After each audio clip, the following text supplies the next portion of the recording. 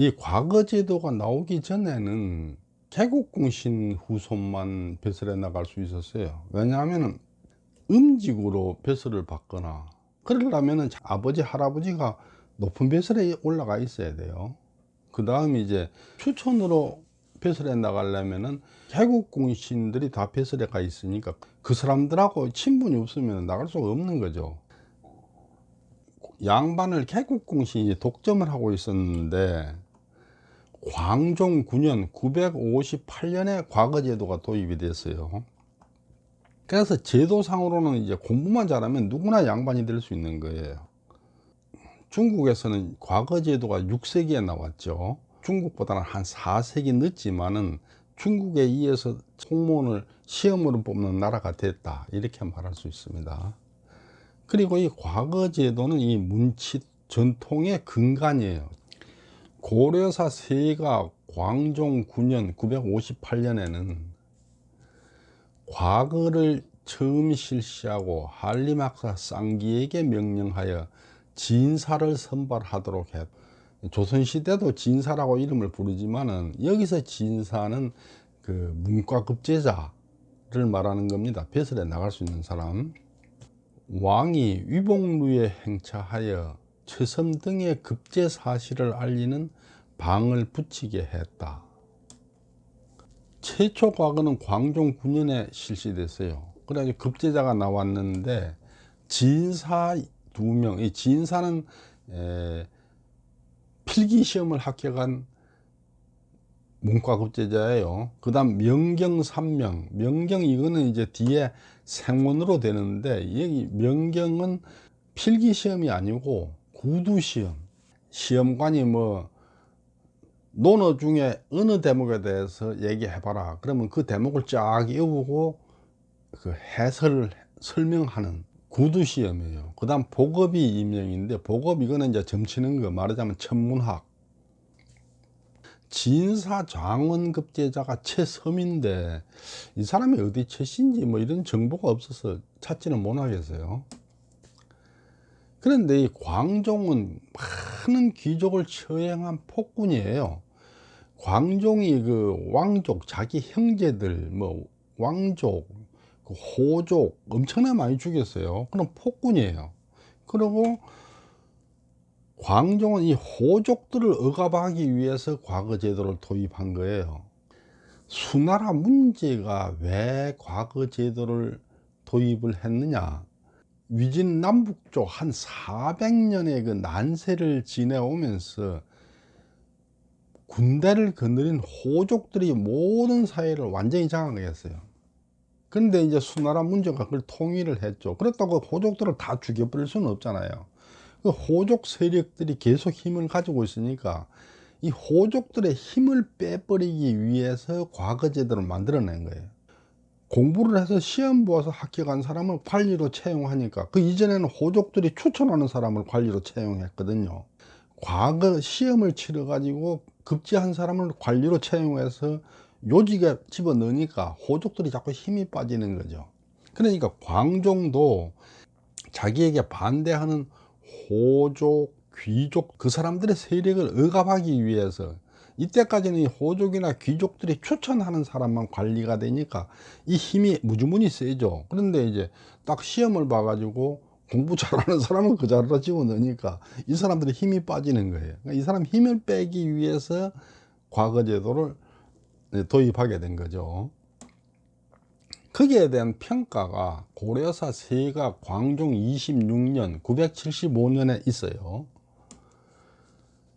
이재현이 논평하기를 광종이 쌍기를 등용한 것을 두고 어진 사람을 등용하는 기준에 합당하다고 말할 수 있겠는가?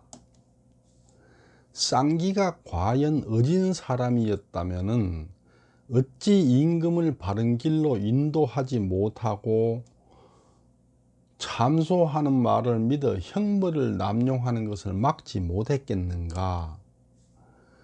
내실없는 거칠애에 불과하여 문장만 화려했으니 후세에 끼친 폐해가 이루 다 헤아릴 수가 없다. 이제는 이 성리학자적 관점에서 논평을 하는 건데, 학문을 하는 것이 과거에 급제를 하기 위한 게 아니고, 또 벼슬에 나가는 게 뭐 출세를 하기 위한 게 아니고 왕을 바른 길로 이끌기 위한 것인데, 쌍기는 그 광종을 바른 길로 이끌지를 못해서 그렇게 많은 그 귀족과 호족들을 죽였다, 뭐 이렇게 말하는 거죠. 그런데 이제 광종은 그 자기의 경제 세력을 다수를 죽인 거죠. 광종이 그 과거 제도를 실시하기 전에도 중국 과거에 급제한 사람이 100명도 넘어요. 과거라는 좋은 제도가 있는 줄은 다 알아. 모르는 사람이 없어요. 이 개국공신이나 기득권 세력들이 양반을 장악하고 있는데, 과거 제도를 실시하면 생판 엉뚱한 놈이 이 양반으로 끼어드니까 그걸 문을 안 열어줬던 거죠. 그러니까 광종은 이 기득권 세력을 제압해 버리기 위해서 과거 제도를 이용해 가지고 전혀 생뚱맞은 딴 사람, 이 호족이나 개국공신하고 상관없는 사람, 이 사람들을 이제 관료로 끼워 넣은 거죠. 그걸 이제 이재해는 이렇게 평가를 한 겁니다. 고려사 전료 목종 7년 1004년에는 전에는 봄에 선비를 시험하여 뽑아 두었다가 가을이나 겨울에 가서 합격자를 발표했는데,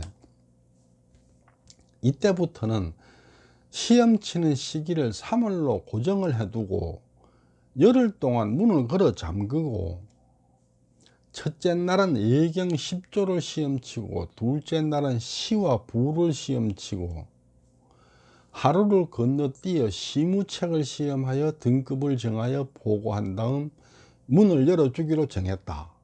그러니까 시험에 응시한 사람들을 탁 잡아 가다 놓고 밖에 못 나가게 가다 놓고 이제 시험을 쳤다는 얘기죠. 명경과 등 다른 과거는 그 전에 미리 치로 뽑아 두었다가 진사 급제자와 함께 같은 날 발표하기로 정하여 변함없는 법규로 삼기로 했다.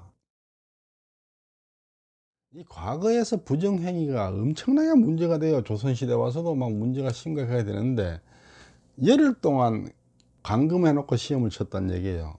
이거는 응시 인원이 소수란 얘기죠. 조선 후기처럼 뭐 20만 30만이 응시를 하면 그걸 어떻게 가둬놓고 시험을 칠 수 있겠어요. 조선 후기까지 과거의 부정행위가 엄청나게 심각해요. 고려사 세가 문종 10년 1056년에는 서경에서 진사과와 명경과 등에 응시하려는 생도들이 공부하는 책은 대부분 서로 돌려가며 베껴 쓴 것이므로 잘못되고 틀린 글자가 많습니다. 책이 없으니까 나무 걸 빌려다가 베껴 쓴다, 이런 얘기예요. 과거는 사실 여유 있는 사람 몫이에요. 고대에는 책이 이게 엄청나게 귀한 물건이에요. 종이가 없어요. 그리고 책도 없어요. 왜냐하면은 인쇄소가 없어. 서점도 없어. 도서관도 없어요. 책이 어디에 있겠어요? 누가 어디서 사서 가지고 있어야 그 책이 있는 거예요. 그럼 내가 책을 가지려면 그 사람한테 가서 사정을 해가지고 내가 100개 적어야 내 책이 되는 거죠. 그렇기 때문에 과거 준비용 책, 그러니까 사서, 삼경 이런 책들은 책값이 엄청나게 비쌌어요. 그래서 평민은 접근을 못했어요. 과거를 준비하는 데는 시간과 돈이 필수 요소예요. 왜 시간이 필요하냐? 그 시험이 엄청나게 어렵기 때문에 공부를 엄청 오래 해야 돼요. 시간이 넉넉하고 돈이 엄청나게 많은 사람이라야 과거에 급제할 수 있는 거예요. 결국은 과거라는 것은 10년 이상을 책하고 씨름한 사람들끼리 경쟁이에요. 고려사 세가 충렬왕 6년 1280년에는 지금 선비들은 과거 시험에 필요한 글만 공부를 하여 경전이나 역사에 관한 다양한 지식을 갖춘 자가 없으니 하나의 경전이나 하나의 역사책에 능통한 사람을 시켜서 국자감에서 가르치게 하라. 공무원을 이 시험으로 뽑을 때 문제점인데, 지금도 시험 잘 치는 사람이 합격하는 거예요. 그러니까 시험 공부에만 매달려 가지고 결국은 시험 치는 기계가 되는 거죠. 그래서 조선시대 이제 조광조가 혈량과라는 걸 도입해요. 이 혈량과는 뭐냐 하면은 서울이나 지방에 있는 그 높은 사람이 저 사람이 어질고 착한 사람이다는 하고 이제 추천을 하면 그 사람들은 초시 복시를 건너뛰고 마지막 전시만 봐서 합격시키는 이런 제도를 해서 혈량과를 설치를 했죠. 그건 뭐 뜻은 좋은데 해놓고 보니까 결국은 높은 사람이 추천하는 사람만 돼요. 안 사람 아예 추천을 못 받아. 그러니까 과거지도 전으로 돌아가 버리는 거예요. 명나라가 들어서면서 명나라 태조가 이제 과거 집행 기준을 공포를 해요. 그게 공문왕 19년 1370년인데 그 과거 집행 기준을 해서 만들어서 보내온 거예요. 근데 이게 명나라 기준인데 고려하고 안남에 반포를 했어요. 근데 이게 제가 볼 때는 100% 그대로 하지는 못한 것 같은데 조선시대 과거 집행 기준이 된 것으로 보여요. 시험을 향시, 회시, 전시로 구분하라고 거기에 대해서 각각 향시와 회시, 전시에 대해서 구체적인 그 기준을 마련해 놓고 있어요. 고려사 세가 공민왕 19년 1370년에 향시와 회시에서 시권 작성 준치. 근데 시권이라는 게 뭐냐면 답안지예요. 향시와 회시에서 답안지를 어떻게 작성해야 되는가? 제1장은 5경의 이해 정도를 시험하여 경전 하나마다 답안지 한 장씩을 작성한다. 문장 격식에 구애받지 말고 경전의 뜻에 숙달된 정도를 중점적으로 본다. 문장의 격식에 구애를 받지 말고 경전에 숙달된 정도로 봐라 이거예요. 즉 문장이 비록 그 문법이 안 맞고 하더라도 경전의 뜻에 얼마나 숙달되어 있는지 그걸 봐라 이런 얘기예요. 그리고 답안지의 글자 수는 500자 이상으로 한다. 제2장은 애양론으로 한 장을 작성하며 글자 수는 300자 이상으로 한다. 이렇게 제3장은 경전, 역사, 시무책 중에서 한 장을 작성한다. 직접 서술하되 문장 수식은 중요하지 않고 글자 수를 1000자 이상으로 한다. 전시에서는 시무책 한 장을 작성하되 직접 서술을 해야 하며 글자 수는 1000자 이상이다. 향시, 지방에서 1차 시험이죠. 이게 초시라 그러기도 해요. 이게 합격하면 이제 서울로 올라와서 회시를 치는 거예요. 회시는 서울에서 하는 2차 시험인데 복시다 이렇게 말하기도 하죠. 그 다음에 이제 전시는 최종 3차 시험인데 회시에서 합격 불합격을 결정하고 전시에서는 등수만 정하게 돼 있어요. 그 답안은 반드시 본인이 직접 저술해야 돼. 그 글자 수를 제한해 가지고 부정 합격을 막아요. 글자 수가 몇 자 안 되면은 제대로 파악하기 힘들잖아요. 그냥 1000자씩 뭐 이렇게 적으라 그래 가지고 이 사람이 진짜로 이해하고 있는가를 보겠다 이런 얘기죠. 제1갑은 3명으로 하고 제1위는 종 6푼배수를 준다. 제2위와 제3위는 정 7푼배수를 주어서 진사로 급제시킨다. 제2갑은 17명으로 종 7푼배설과 함께 진사 자격을 부여한다. 제3갑은 80명으로 정 8푼 배설과 함께 동진사 자격을 부여한다. 제가 볼 때는 인원이 이렇게 80명 이렇게 많은 것을 제외하면은 조선시대 과거하고 같아요. 조선시대 급제자를 보면은 갑과 을과 병과 동진사로 구분을 해요. 간혹 갑가가 없고 을가부터 있는 경우도 있고 그래요. 근데 성적에 따라서 시작하는 배들의 차등을 주는 것도 아까 그대로예요. 그래서 명나라 과거 기준의 영향을 받은 것으로 저는 생각이 됩니다. 근데 조선시대는 급제자가 한 20명에서 30명 밖에 안 돼요. 중국은 나라가 크기 때문에 그런 것 같고 조선은 이제 그 나라가 작으니까 한 20, 30명 정도로 축소한 거 아닌가 이런 생각이 들죠.